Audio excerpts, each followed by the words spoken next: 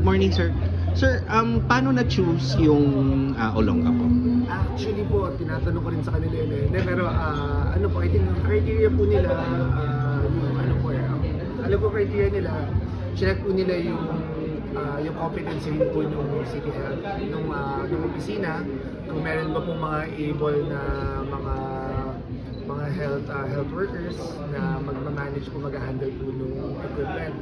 Tapos syempre po yung mga target population, sulit ba nabigyan ng portable X-ray yung syudad, supposedly accessible naman yung mga so nagkataon po ang Olonga po, pareho po may mga magagaling po kami mga health workers po, plus meron tayong mga bundok-bundok dito, so may mga ano po talaga, may mga remote areas po talaga na kailangan puntahan. So Sir, I think yun po yung mga po sa mga talagang tingnan po nila. And then in terms of cases po ng tuberculosis here in Olongapo City, gaano po kataas yung rate? Actually po, relatively, very very minimal po talaga sa totoo lang. Ano naman po, very minimal, pero kasi sa totoo lang po, ang mabigat po dyan kasi kahit isa lang yan, yung impact po kasi yan sa pamilya, napakalaki.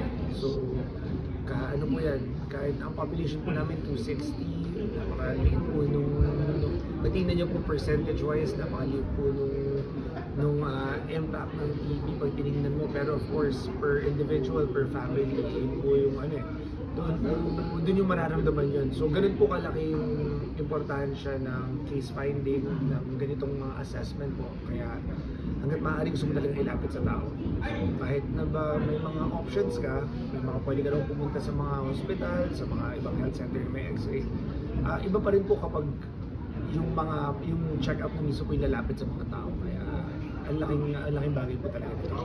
So in terms of mitigating po tuberculosis here, active naman po ba ang... Yes sir, yes sir. And of course, yung ano po natin, ano po yan, may mga on a yearly basis po, talagang may mga programs po tayo, plus meron po tayong arm po sa ating City Health Office na talaga nakatutok po talaga sa TB and mga similar diseases. Sir, how do you plan to maximize the use of the X-ray machines? What's your plan?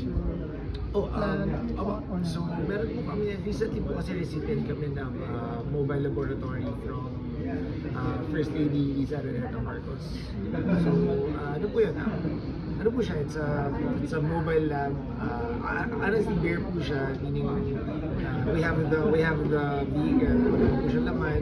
Kasi binibigyan po nila kami ng kalaya ang damitan siya, piliin kami mga gusto namin ilagay doon. So, yun po, definitely isama po namin yung portable X-ray doon. So, pagkatapos po nila, talagang mag-ikot-ikot po kami barabaran na yun. Para nga po malapit na namin yung malapit po namin yung X-ray sa tao.